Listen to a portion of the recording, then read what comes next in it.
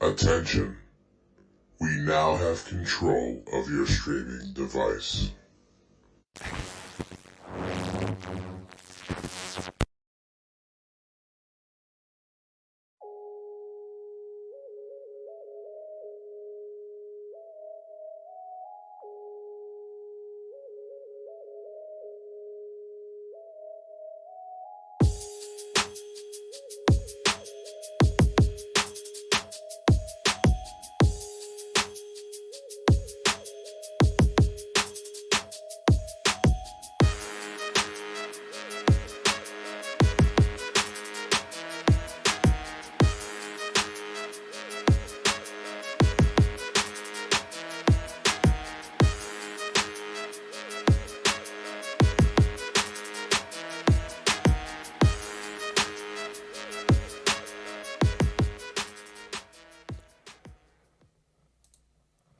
What is going on, everybody out there in podcast land?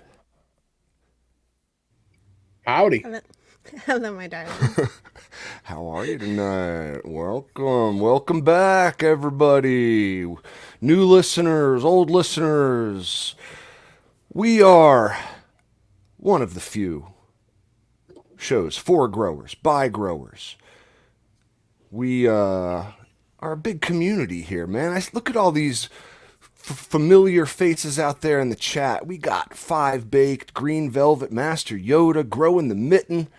We got the Reverend here tonight. We got Stony. Man, it's like a gathering of like-minded souls throughout the Caniverse. I love it. Come gather around the campfire. Norma, hey, I see you. Yeah, it's great, really. What a great time of the week, guys. And I get to see your lovely faces, man. I'm a lucky captain. How are you doing tonight, Cap? Ooh. Great. You know, just enjoying a little warmer weather. You know, I like to say that optimistically. No. There are big quotes around that one. Warmer today weather. Was cold as fuck. We call that the second winter around here. After that first warm pop, you get like that full real spring cold snap come back. Oh my god. It's fucking bullshit. I'm ready for fucking summer. Go. You and me both, for real. Yeah, I'm ready to put my window air conditioner unit in and crank my my electricity bill even higher than it already is. Hell yeah, bring it on. But so you ask me how I'm doing. I'm great. Part of the reason is my wife has figured out the fucking secret to canna gummies. Like, hands down, we have a batch for sleepy time. We have a batch for daytime. We got pineapple flavored, berry flavored, watermelon flavored. Like, it's awesome. It's like we're just going nuts on these extracts, and enjoying them. I must say, I haven't had a bad day since the gummies started rolling out of the kitchen. But this is what they look like, guys. Like, I mean, for real, like Haribo quality, like citric acid on them, like really tasty. Yeah. Yeah, Sweet. I DM want me, some. DM me. I got you guys. I got you guys. But Do your daytime ones actually keep you up during the day? Or does it still make you want to, like, every time I make gummies, they make me want to sleep? No matter what I use in them. fair question. I like, and that has been my experience thus far with the gummies. And now I know we've had conflicting opinions on this subject, but personally, I find that strain selection does play a lot of which cannabinoids are going to be in the extract, like what type of entourage effect are you going to receive, that sort of thing. So my answer in a short sense is yes. Like the daytime ones are just as, like I'm saying, they're good for daytime use. They do not put me down. They don't make me tired, but I like just float through the day. You know what I mean? Nice. For me, Whereas what I've noticed with edibles is as long as I'm consistently eating them, I get energy from them. As soon as I stop and you allow that, the that's edible crash. yeah, night night. Okay, fair enough.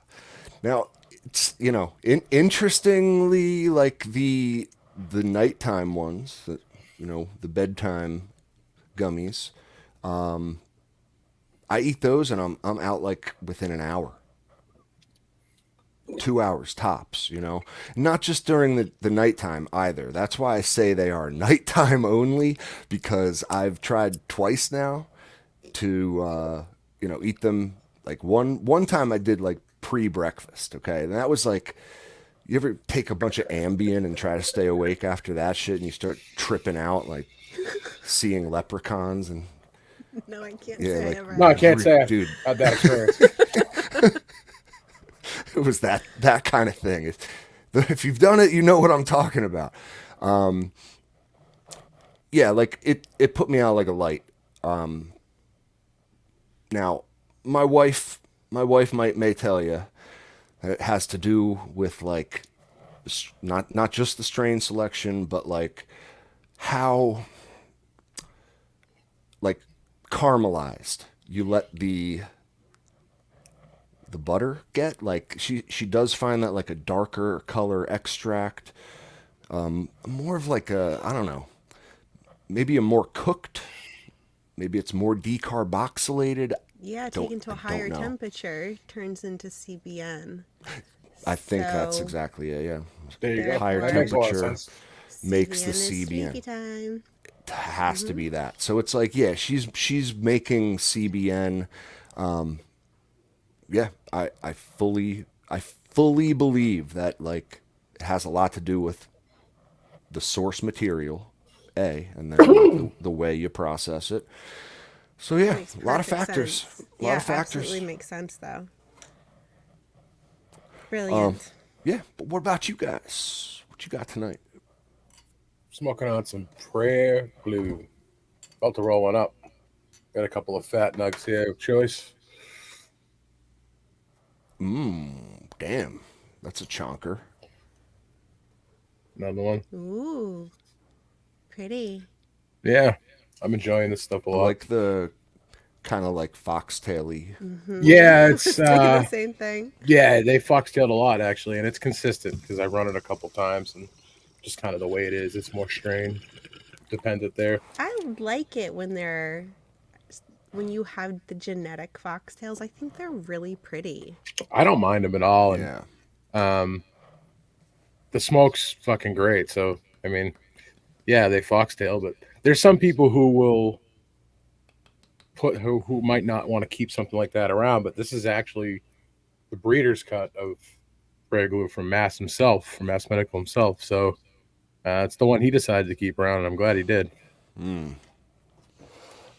Right on. Prayer glue. It's a See, tough one to say.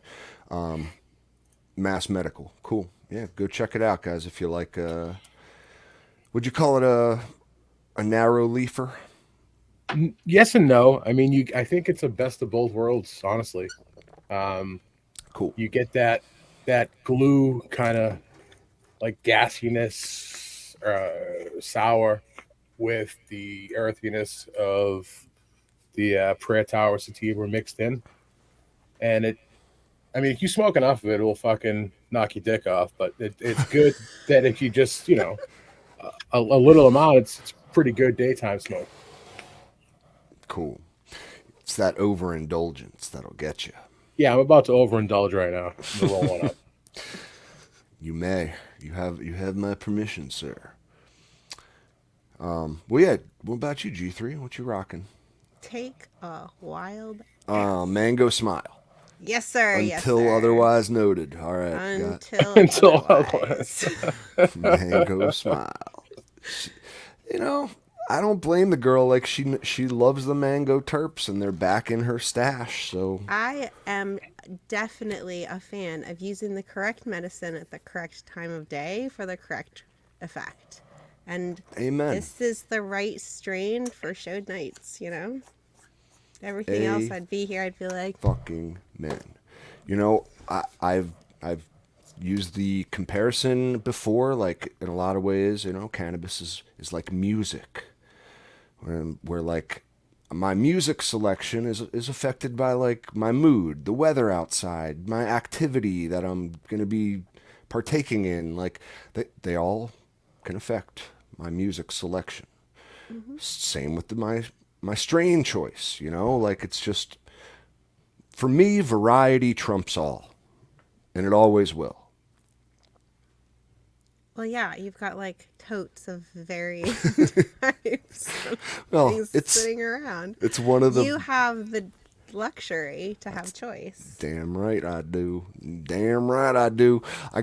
That's one of the reasons why I think home growing is a great thing, great hobby. If you're into this and you like your medicine, then man, the luxury of being able to choose your strain based on like, well, today I'm gonna be going playing some pickleball at 2 p.m. and I'm gonna want a not so sedative strain then, and then after that I'm gonna go grab a taco, and then I'm really gonna want the munchies for that. So like, give me something that'll, you hear me, Yeah. like just going to the dispensary and grabbing cookies A, cookies B, cookies C through Z.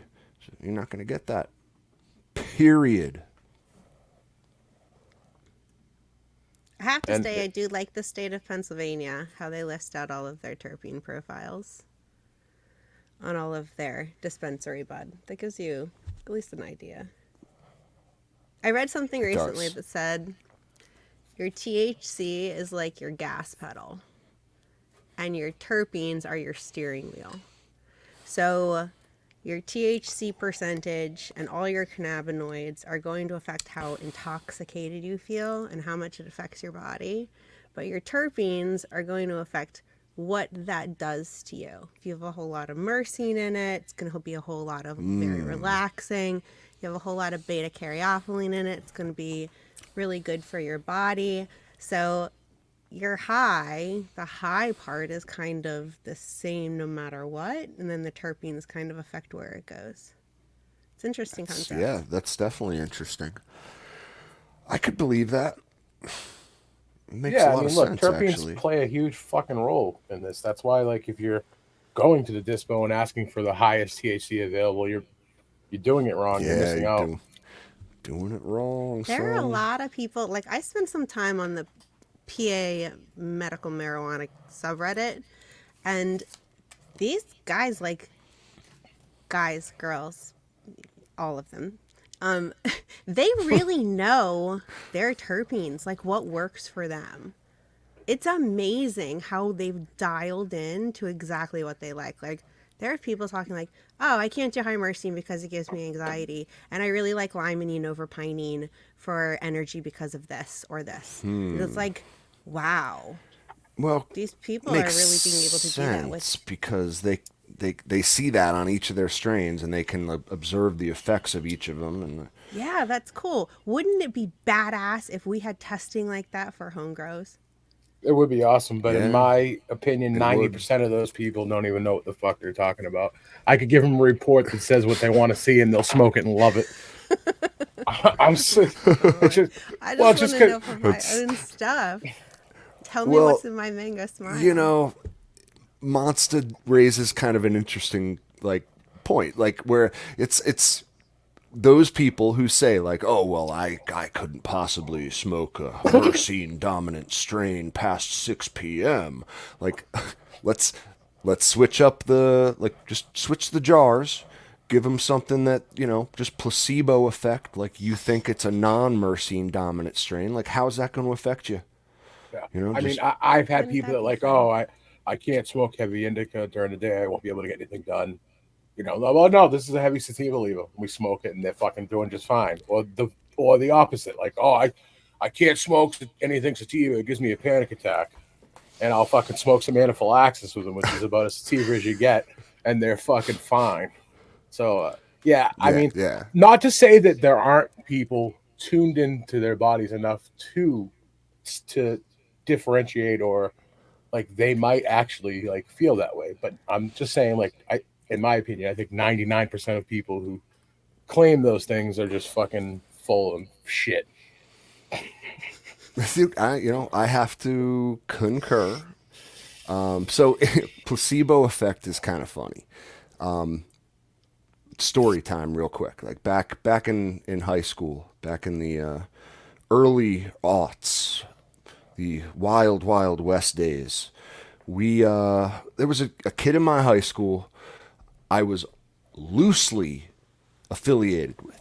Dude was not my friend. He was just like, the type of dude who would do the kind of thing I'm about to tell you that he did, which was he sold fake LSD.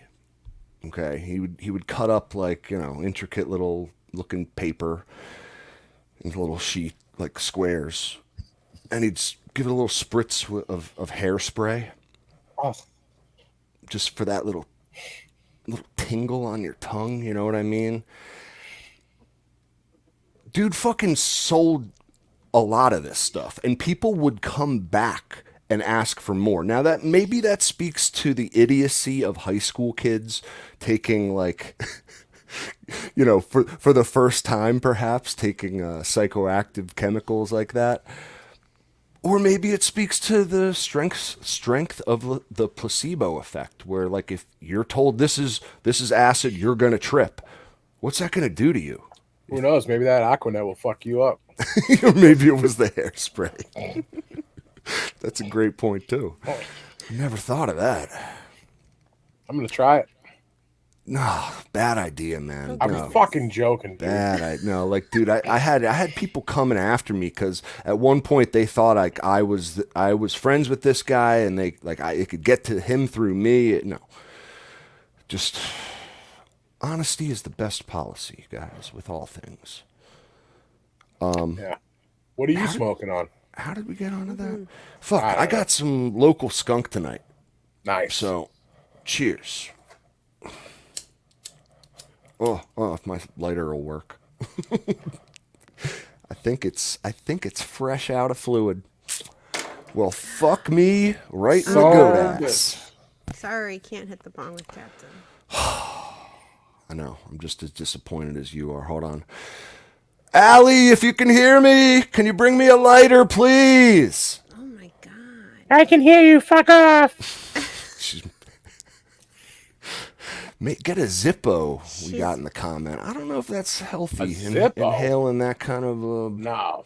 Every time you butane open those output. fucking things, you fucking could smell the butane for crying out Yeah, I loud.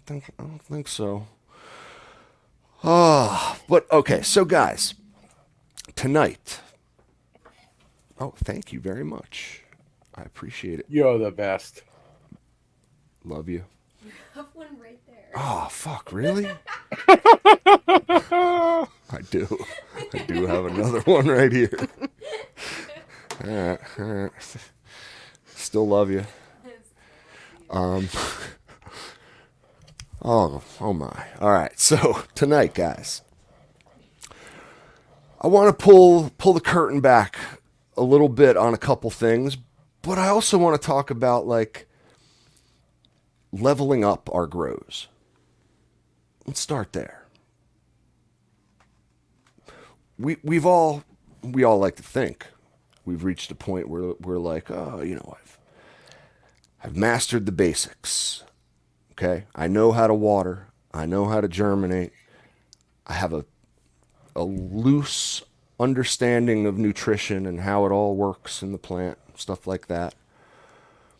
We've had a couple successful harvests, even, We're happy with what is coming out of our grow. Where do we go from here? How do we keep leveling up, keep improving? That's my question to you guys tonight and everyone else out there. Well, generally speaking, most people don't have enough automation, in my opinion. Especially that's number one. How cheap it is, really, and simple. Amen. It's really going to allow you to have consistency, and if you keep everything the same, it's going to allow you to dial in your grow and become a better grower. If you're not constantly battling environment, you're going to have better results. And I don't think enough people truly take advantage of that. Agreed. So we're talking you're saying automation, and what you really mean by that is like automating your environmental controls, using your fucking exhaust fan correctly. You fucking idiots, right? Yep. And why don't we go through it one more time, just to hammer the point home? How do we use our exhaust fan correctly? So, just to be clear, I've actually spoke to AC Infinity about this because I wanted to make sure that I was doing it right. Okay. There's really only like you have your basic, forget about VPD for now. Okay. We're talking about just like manual operating without the app and all that bullshit. You have high temp, low temp, high humidity, low humidity. Basically, you want to pick one of those parameters and set your fan to it. So if you want to use your fan to regulate temperature, you have it set for whatever, 82, 84 degrees. You can also throw a humidity parameter into there to help you out at night. Say, I want this thing to kick on at above 65% humidity. It will also do that. Now, keep in mind, if you're trying to regulate temperature and humidity at the same time, it's going to be a little wonky. So I tend to really not use the fan that way. I keep my fan just for temperature regulation. If I need humidification, dehumidification, you could still use the AC Infinity, but you want to connect a UIS device as something like a dehumidifier or even a heater, certain things like that. You don't want to just put your fan on like 3 or 4 and on. You want to be using that bitch in auto mode. All right. And Correct. just to be clear, I don't give a fuck what VPD number you're hitting. If you're not running your LEDs above 80 degrees, you're doing it wrong. Get your temps up to 80, 82, 84. I'm cool with, right? And then match your humidity to that temperature to achieve the VPD number that you want. There's no other way. I don't care if you're running 73 degrees and whatever humidity and dude, my VPD's at 1 point fucking whatever and I'm crushing it. No, you're not. The plant can't transpire well. It's not going to metabolize. It's not going to photosynthesize at its fullest rate if you're running that cool. Rant over. Facts. Mic drop. Just need like a hype man running around the stage now, like, oh shit, oh my god. No, it's true. It's 100% true. And now I add on to that real quick, just like for me, I take 2 of those 4 variables of my exhaust fan out. Low humidity, low temperature. We're throwing them out the window. I set my parameters based on the high threshold of both temperature and humidity. So essentially, my exhaust fan only kicks on if either the temperature goes above like 85 degrees or the humidity goes above 70, 75. And let's say I encounter a situation where it's like, it keeps being triggered by the humidity and thus drops the temperature farther down than I'd like in the low 70s, because it keeps triggering the fan. You got high humidity and it's like bringing in fresh air. I will purposely raise that threshold of humidity to allow more heat to build up in the tent. You know what I mean? It generally shouldn't be a problem during the day because the reason why your humidity spikes at night is because the lights are out.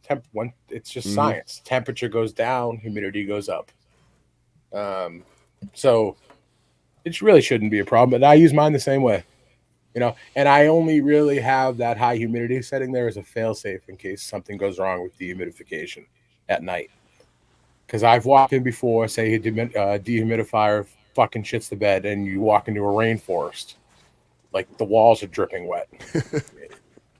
And that's no bueno. No, it's not. So, a question in the chat. So you guys aren't really worried about airflow, like fresh air coming in your tent. Of course right? we are, but you shouldn't be relying on just your exhaust fan.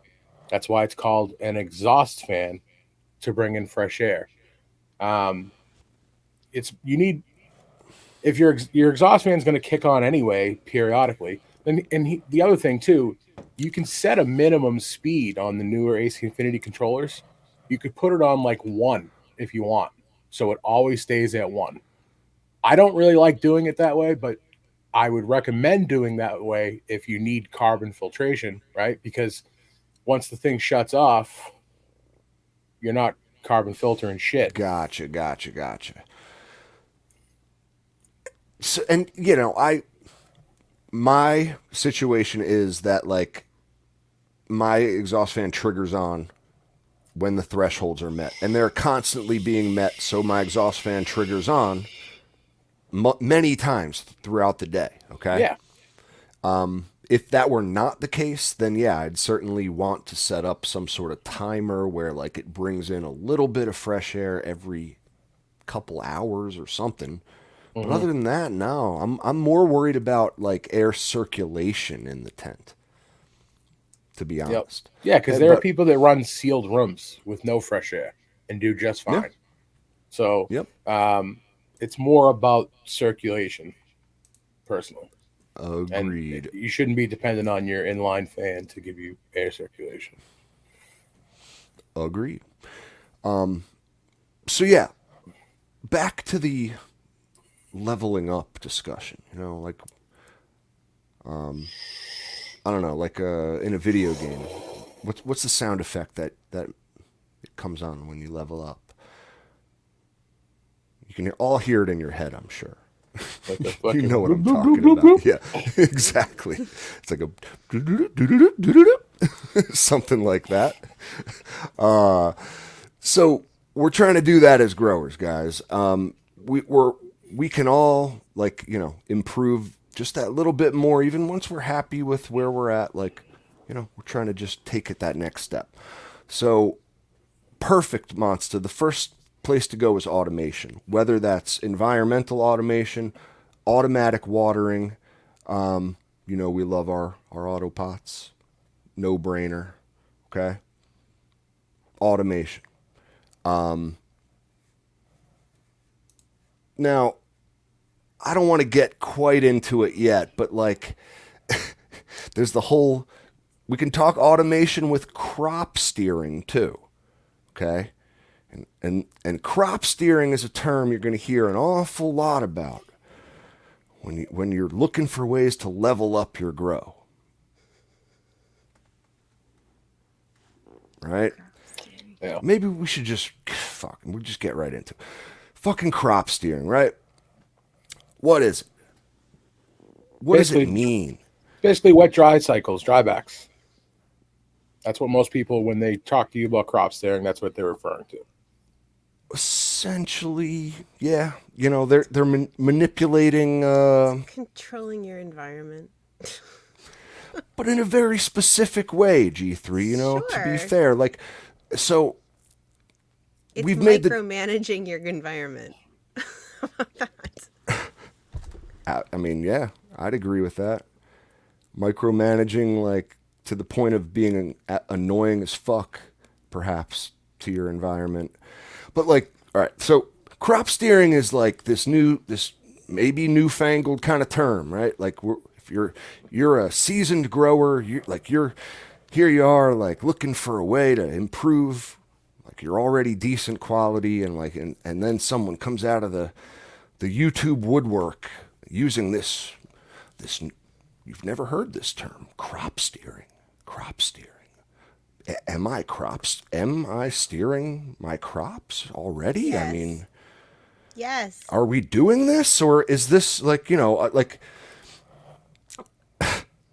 I kind of feel like it's marketing lingo intended to make you feel inadequate as a grower to sell you products. Like, there's that whole aspect of the crop steering thing. Okay? Anytime, and I challenge you guys to prove me fucking wrong. Anytime you hear on a podcast, a grow show, anywhere, someone use the term crop steering, they will try to sell you a very expensive product shortly thereafter. Like, oh, you're curious about crop steering there, huh, son? Well, by golly, I got just the product for you, boy. Let me tell you what. And what do you know? I sell it. I make it. I'm the sole distributor. Like, just prove me wrong, please. Send me a video clip of someone not doing that. I digress. And I agree. It's just a buzzword. Yes and no. Yes and no. Okay. I agree with you, G3, where it's like, yeah, we are all already steering our crops, right? We are guiding our grows through a series of changes to the environment. Right. You And know, some that of we us may be like white knuckled, hyper focused on the wheel steering, and others also are like eating a bowl of cereal on our way to work steering. Like, there's different levels of Like, crop steering involved. some of us are crashing cargo ships into bridges, and others are safely navigating the waters of the cannabis harbor, you know? That was, man, what the fuck happened there? It's beside the point. Driver smoking a doob on the security camera? God, I hope not. Is So- that a thing? No. I didn't think so. They I was got like, it. Jesus, did I really miss something? No, it's just electrical failure. They got a drug test for that job, I would think. Look, generally speaking, like I said, when people are talking, we're referring to crop steering. They're really talking about like wet dry cycles, drybacks, things like that, and it's really not something the average person can practice without moisture meters and understanding how to read those moisture meters and understanding what it actually means, right? And it's something that a lot of commercial people practice, but the, it's kind of like what you said. Generally speaking, when you hear other people on other podcasts talking about this, guess what? They happen to have all the sensors and schmenzers and fucking shit you need to hook up just to be able to practice this. Now, you can go back on previous episodes. This is something I've been practicing for a long time, and Manny kind of pushed back on me for doing it, but I do drybacks in autopots a lot. There's a method to the madness. And no, I don't have moisture meters, but I kind of know what I'm doing, right? You you got to be able to read the plants, and there's certain things you'd want to do. Like for instance, when I shut my water off for a day and come back and turn it on the next day, I'm not giving them the full feed. It'll burn the shit out of them. I'm giving them basically a 30 to 40% feed, if that. Sometimes just even plain water. Um, you know, when I hear the term crop steering, I kind of get aggravated. I feel like it's something that's really not like attainable for the average grower, right? And um, just by growing your fucking plant and the things that you do, like whatever techniques that you employ, you're crop steering, right? Yeah. So it's like I Like don't know. just the act of like you changing the light cycle from like 18:6 to 12:12, like that's a form of crop steering right there. You're changing from vegetative to generative cues. Your plant's going to produce more flowering hormone. Like it's the essence of gardening. It's what we all already do like intuitively. It's those small adjustments to our humidity like from like high to a little bit lower at the end of flower, right? The same with temperature. Maybe we start at 84 and by the end of flower it's at 74, you know? We are all doing these things. And yes, monster. Like I agree. One of the primary components of crop steering and the way everyone discusses it, you will hear them talk about drybacks. Okay, drybacks, and that's essentially like you're manipulating the moisture content of the soil in order to manipulate the plant transpiration process and thus the VPD. Like it's all kind of this linked chain of things, right? Like the the VPD is driven through the drybacks and the transpiration of the plant. You know what I mean? It's kind of hard to conceptualize until you just like slow it down. VPD drives the drybacks through transpiration. So if the plant's not like the VPD affects how much the plant can drink and uptake through the soil, and thus how much your soil dries back. Correct? So it's all a chain. So if your VPD is not right, your soil's not even going to dry back. Don't worry about it. Your plant's not transpiring. You know, That's a problem. it is. So like we and in chasing VPD, that correct VPD, we should all be achieving a certain level of dryback. Our plants are drinking, okay? And like in my case, in organic automated watering situation, right? Like it's tough too because in a show like this, you got to reverse constantly and go way back to the beginning. Like crop steering is in a lot of cases a term used for synthetic growers, right? They're in manipulating their dryback. They are like manipulating their EC, correct, Monster? That would be the term. Like Yeah, their the EC soil. the EC in the root zone is going to rise, but the method and the to the madness is balanced stress to the plant. So it's slightly stressing the plant out, Mm. and creating some like secondary metabolites and things like that too. But Supposedly, I kind don't of know the gotcha. complete. I'm not a scientist. I just know that the practice works. Um, and you're right. It's probably more geared towards synthetic salt growers in cocoa or rock wool or whatever. Well, and I in the videos I've watched and like kind of the research I've done into like crop steering, It's always a salts guy who's doing it using like very precise watering techniques and like a runoff table. They're measuring not only the soil moisture with very precise measurement tools, but they're like checking the EC of the runoff, that kind of stuff. Like they're very, very precise, right? For me, an organic guy using auto pots, I'm trying to glean something, some small bit of knowledge I can take away from this. You know, what mostly to me just sounds like a used car salesman trying to I like. don't think it would really work that well in soil. To get that dry in soil, you're just going to become hydrophobic. Um, That's the fear, right? Your biology dies if you allow too much of a dryback. mhm.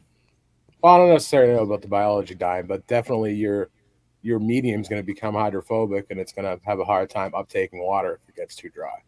We all Dude, know if that the you know. soil gets hydrophobic, like I mean, by that point, the biology, I would think, is long gone. Yeah. More than likely. It's But like you'd be surprised. There's been people that have done tests in bone dry fucking soil after hydrating it, and it's full of life. So, um, so like my basic question is like, all right, how can I, as an organic autopot guy, utilize drybacks or any of this stuff to my advantage? I mean, the short answer is like you can do it. You can also do a bunch of other stuff. We've talked about a lot of them before too, like using microbes specifically at certain times throughout the grow, like making like a tea, certain types of teas, like fungal dominant, bacterial dominant, fungal for flower, bacterial for veg, that sort of stuff. Like when these inputs go in. Another big one is like sprouted seed teas. yeah, I oh know yeah, Joint in our episodes with him, he talked a lot about how he likes using that. And that's all like amino acids and like certain like hormones for the plant. And if you can provide those sorts of things at certain times throughout the grow, I mean that what's more hands-on steering than that, really? So I mean, for me as an organic guy, like that's what I think about when it comes to crop steering. I mean, and I do turn off my auto pots in my form of like hand watering on the top, my organic supplementation. I do turn off my auto pots at least once a week and allow a little bit of a dry back. You know, I always have.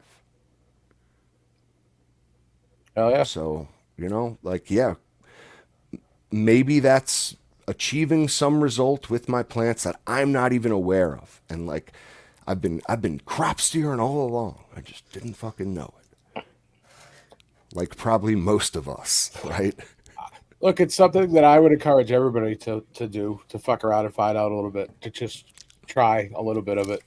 You just got to be careful, especially in soil. Don't go too dry, otherwise you'll have some issues.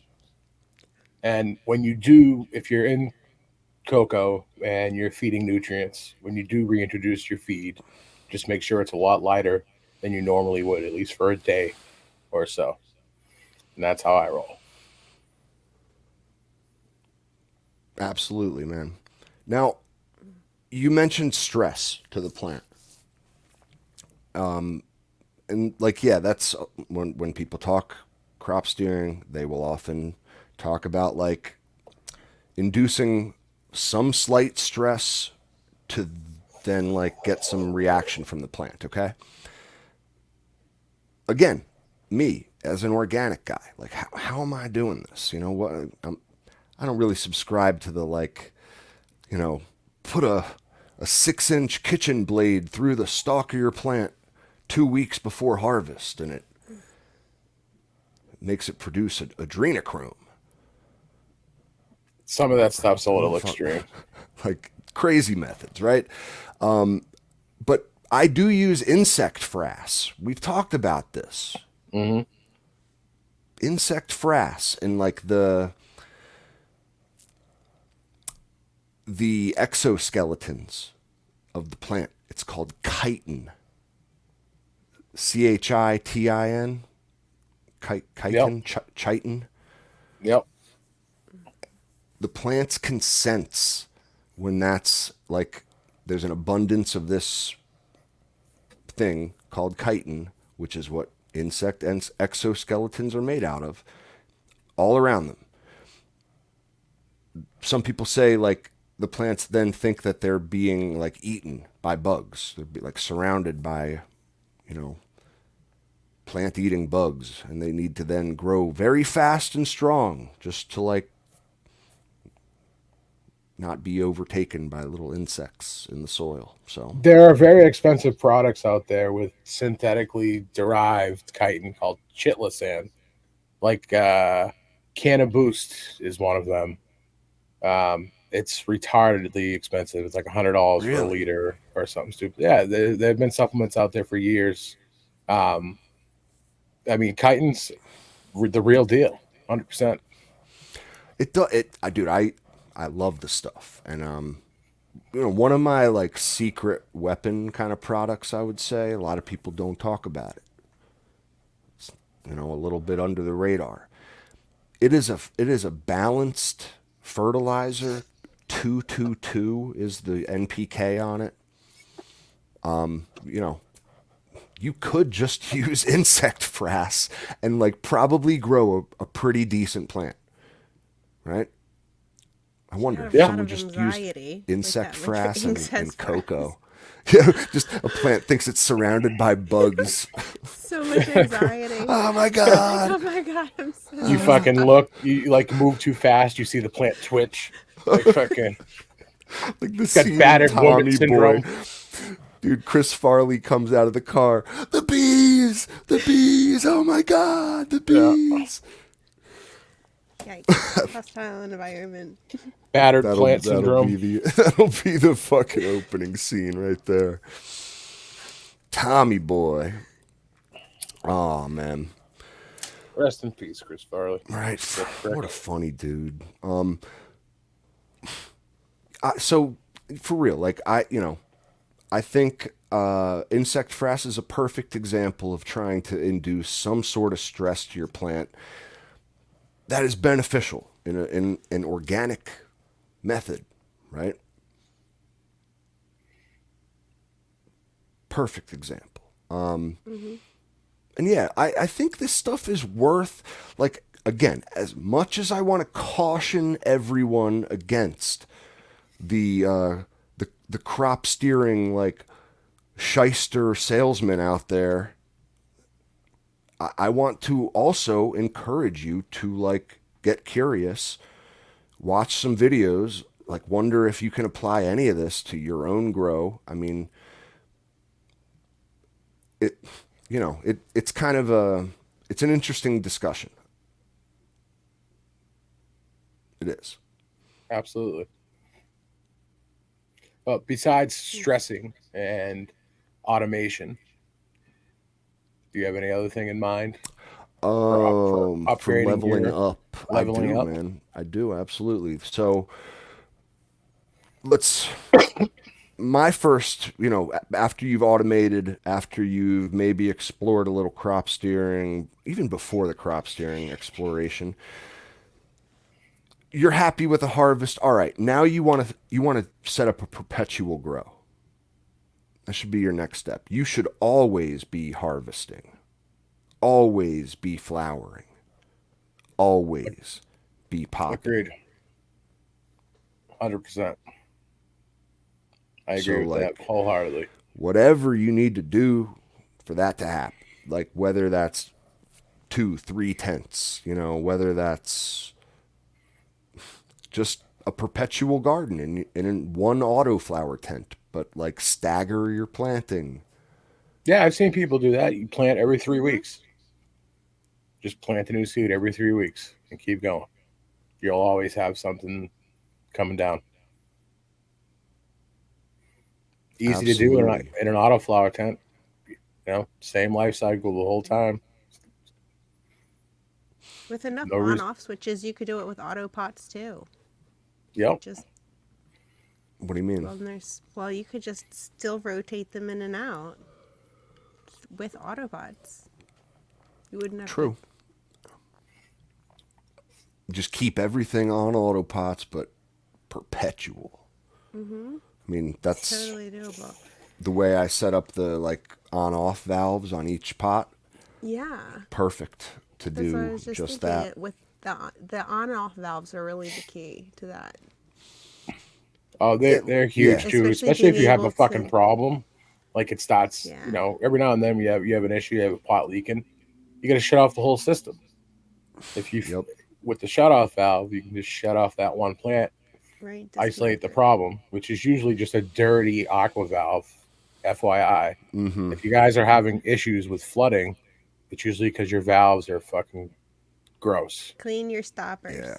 Yeah, or a Take root your. or a piece of perlite or Mm-hmm. something has got caught up in there, and Yep. you may not even see it the first time. But Yeah. shut off your water, take out the aqua valve, Yep. clean it out, reassemble it, and put it back in. And 99% of the time, that'll fix your problem. I've had other weird issues where, like, let's say you have like a hose kinked, it can Mm-hmm. create like a high pressure situation down the line and kind of fuck things up a little bit. I've had an issue like that before, but generally speaking, if you're having an overflow issue, it's because your valve is dirty. Clean them things. Agreed. That's been my issue every single time it's happened to me. It's just aqua valve, like silicon, little blue piece of silicon not seated properly or something blocking its proper function every single time. So, yeah, perpetual growth's pretty self-explanatory. Do what you got to do. Like that should be next step. After that, I think CO2 is a thing that we should be looking at. Like that, I don't think is often included in most people's like initial grow setup. Like, why would it be? You got to have the lights first before you can do CO2. Yeah, Though. Absolutely. that's the thing. A lot of people aren't even pushing enough PPFD to take advantage of CO2. If Well, if you're if you're pushing extra CO2 into your garden without the extra PPFD, all you're doing is raising your CO2 level. Your plant can only utilize so much CO2, and it's based on light and higher temperatures as well. If you are running CO2, you want to be running a higher temperature, even higher than 84, like probably closer to 86. and giving it a shit ton of light too, A shit ton Right. of light and more food, and more and, everything. Yeah. more everything. So that's a lot more in for how much more out? Well, Is it a really pretty worth it? significant amount if you do it right. Yeah, yeah. I mean, but G3, like, it stands to reason that if your plant is in that kind of like turbocharged mode, it's going to be taking in more light, taking up more nutrients, all of that. Like, yeah, why wouldn't it get much bigger? I mean, maybe not much. No, you can Bigger. use 10-15% all day long. Yeah, all right. Yep. That's, in I mean, shoot, that's pretty significant even in a 5x5. So, CO2 is like a frontier that like I have not gotten into. It's been like on my mind.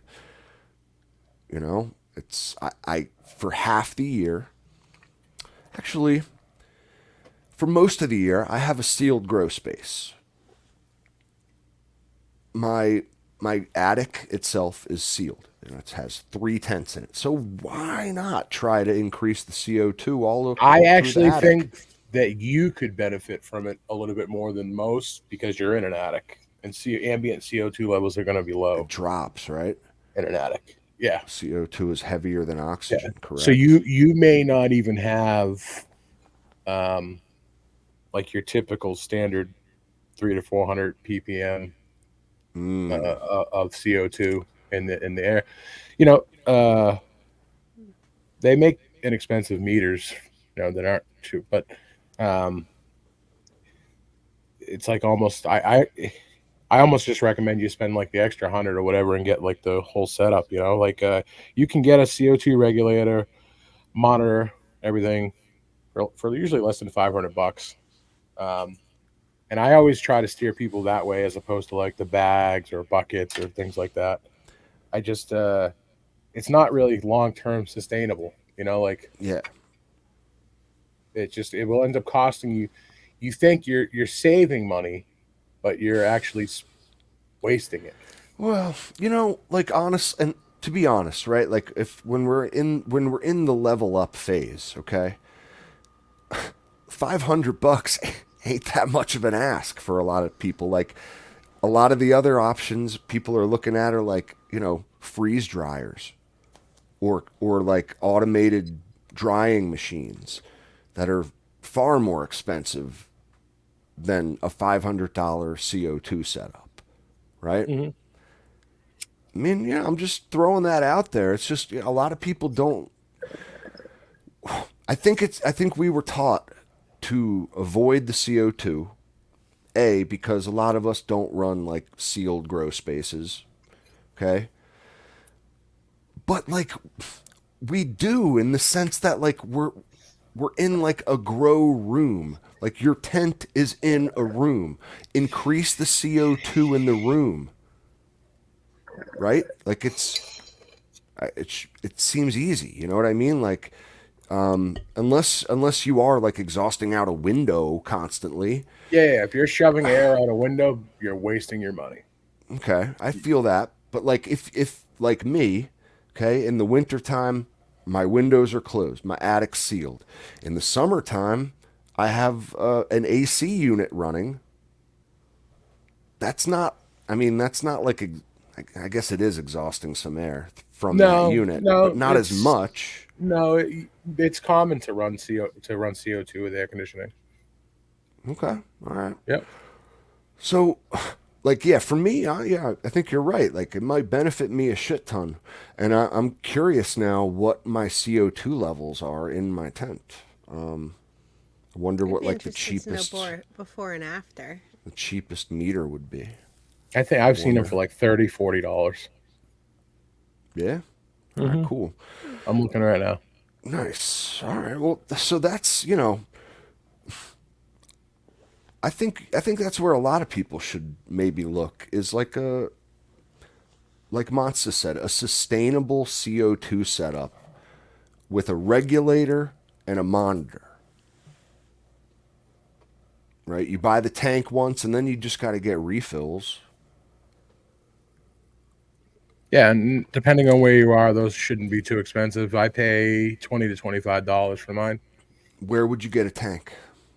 You can usually get them at most hydro stores. They'll sell you the tank. The All initial right. investment is the tank will probably run you like $100, $150, and then refills are $20 to $25. All right. Let's say you're like me and you live in Prohibition land or it's 1995 and you don't want to like go to the grocery store and buy a tank of CO2 because that's fucking obvious what you're Go to doing, your right? local brewery or mom and pop There you soda go. maker, and if they ask you what you're using it for, Yes. tell them you run a coral reef tank and you need CO2 for your tank. Whatever. There's many excuses. You brew your Tell own them beer. you got your own Whatever. kegerator at home. That's Yeah. the Yeah. obvious answer. You want Is to, I you make fucking homemade seltzer. There's so many different things that you can. the answer is fuck you. This is America, goddammit. Sell me some CO2. I don't even know if that link will work that I just sent there. It was kind of retardedly long, but yeah, Amazon has one right here for $18, $18.99. The reviews on it are pretty terrible. There's one I was looking at earlier that Actually, now that I just see that, The This reviews is don't- are pretty posted here. terrible. We Don't- do not condone or support this necessarily. don't buy that. Does Don't buy not that one. I'm work. gonna find a better one. The point is, you can get a pretty cheap setup. Maybe a little bit of an initial investment, but like, guys, if we've already like we've got a couple harvests under our belt, like we should have some fucking money saved up, right? From all the money we didn't blow at the dispensary. Oh, you mean the money that we spent on seeds instead? Oh, fuck, that's right. We did develop a seed addiction along the way. Oops. God damn it. But my advice is to always budget a little bit for like, upgrades. Upgrades to your grow, Invest Yeah, back the into reviews your on this one, Bloop, bloop, bloop. these ones are much better. It's level up sound, I guess. Even if just to have some extra knowing that at some point a piece of your gear is going to shit the bed. Like you're going to have to replace something unexpectedly at some point. G3, reading my mind. So if you can, have a little tucked away just in case. So an upgrade could also just be a new, the same thing you already have, but brand new. Because, Right. through Same but better. through usage over time, even with proper maintenance and cleaning and care, all things will pass, right? All things must pass. So your grow equipment will too. Yeah, and I'm glad you mentioned that actually, because what I've noticed is when a lot of people upgrade, they'll get something that they don't need because they want it. I want you to step outside, not you, but everybody listening. I want you to step back and look at your grow and assess what you have and look at your weakest link and make it better. And what I'm Hell really yeah. talking about is 99% of the people, they'll go out and they'll spend big money on a new light when they really didn't need it. Their other light was fine. It gave them plenty of wattage per square foot. It wasn't their weakest link. Something else was. Dehumidifier. Yeah, like look, you go out. I can assure you this much: if you have adequate lighting, right, and your crop isn't coming out the way you want it to, buying a new light isn't going to make it any better. Matter of fact, it'll probably make it worse because now you have this new light, maybe pushing more wattage, more ppfd. Your plants are going to want more, and you're not even dialed in Like, yet. you don't even know what the fuck to do with that light, son.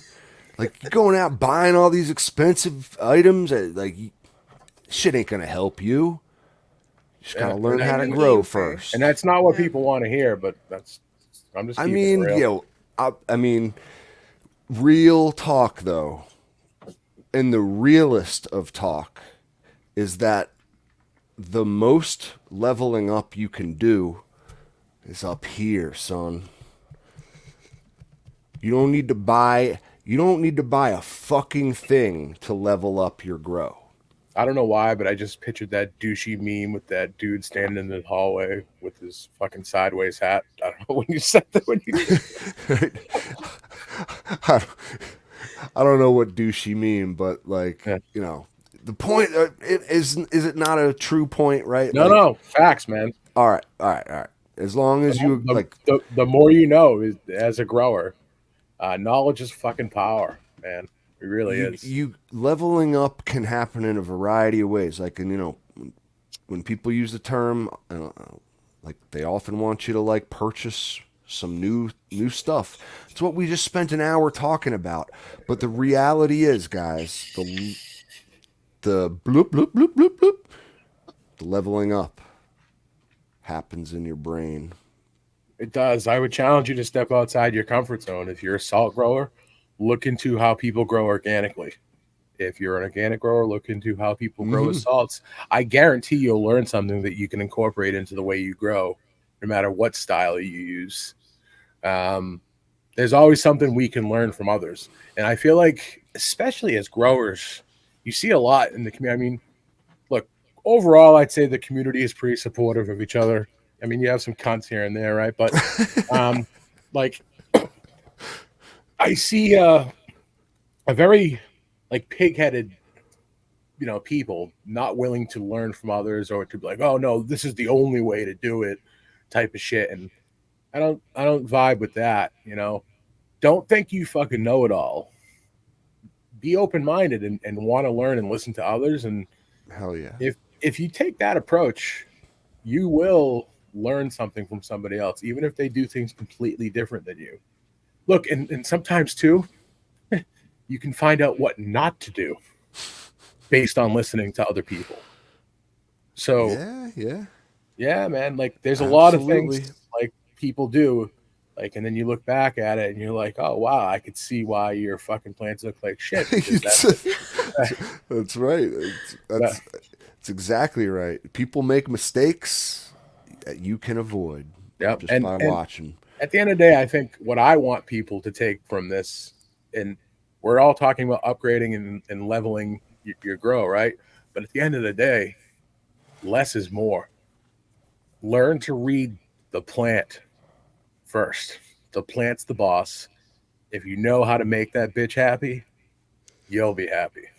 Just like marriage, man. Happy wife, happy life. Uh, If you get that plant happy and thriving and healthy, you're going to produce the best herb that you can, right? And hell how yeah. good are you gonna feel when you produce that fire that all your buddies are like, dude, you got any more of that shit? You know, dude, That's right. break out some nugs of that stuff. Like you're at a party, everybody's smoking weed, and then you walk in and they fucking put it out of respect because they're fucking Oh, swag. You know? that's right. Everything else is suddenly put to shame. Yeah. Ugh. You know, you mentioned learning from people that we don't grow the same as. It's like exactly what I'm trying to do with the crop steering thing. As much as I may think like people use it as like a marketing term, like I'm trying to learn something from all this. I'm trying to take something from it. And yeah, I like a salt grower should definitely listen to an organic guy and like watch some build a soil videos and try to like figure out like what are they doing? Can I use any of this? At the very least, to figure out how the opposition thinks, right? And then you know how to destroy them easier. But we're not trying to do that. It's all love. It's all grower love, isn't it? Mm-hmm. Isn't it? We're here to learn. We are. Sometimes it is sometimes the community is a little contentious. We can get trapped in our own corners, as it were. But like, yeah, guys, like step outside your comfort zone and learn from everyone else doing it. A little bit, who's doing it a little differently in particular. If something speaks to you, try it. If it doesn't, move on. If it Right speaks to on. somebody else, all right. If it speaks to you, it's for you. Mm-hmm. It's the golden rule. All right, That's the guys. cool thing about growing. You get to grow your way. 100%. And you know what's funny too? Like sometimes it's all timing too. Like you will hear terms that like at the time like your ears don't perk up. You know what I mean? And then like 6 months later, you hear the same term again and you're like, oh, what the fuck is that? Like, maybe I could level up with that. So yeah, leveling up is just a process and it happens naturally. And it's kind of like wherever your own mind takes you on this journey. It's a beautiful journey we're all on together. Mm-hmm. Yeah, guys, let's wrap her up tonight. I want to give a couple thank yous to new Patreons. Let me see. We have Anonymity Ape. I like Don't that. know who you are, but you're a primate. Thank you, Thank sir. you. We have Crumbs. Thank you, Crumbs. Thank you, Crumbs. Thank you very much. And we have Chucky Puppy. I hope you're not chucking puppies, Chucky Puppy. But thank you. Thank you, sir. We also have J.R. Kimbrough. Thank you very much, J.R. Thank you. And that's all for this week. Shout out to Johnny Apple's mom. It's our biggest supporter, always has been. Shout out to everyone who joins us in the chat live. We love you guys. We love you. Everyone. Shout out to everyone in our Discord, which is free. You don't need to pay anything to come hang out with us, ask questions, post pictures, post memes. Whatever you want, man. No dick pics. You know the rules. If you are going to do that, we Send require them to Captain's at DM. least one gourd in the frame. That's the rules. Monster like that one. I like our gourds.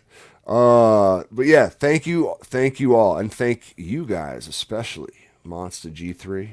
Thank you, sir. Love you both. A pleasure as always. Love you too, man. Bong it. Well, At the end of the it's show. all my pleasure. Yeah. Oh, until next week, guys. We'll talk to you, and until then, whatever you do, don't get caught.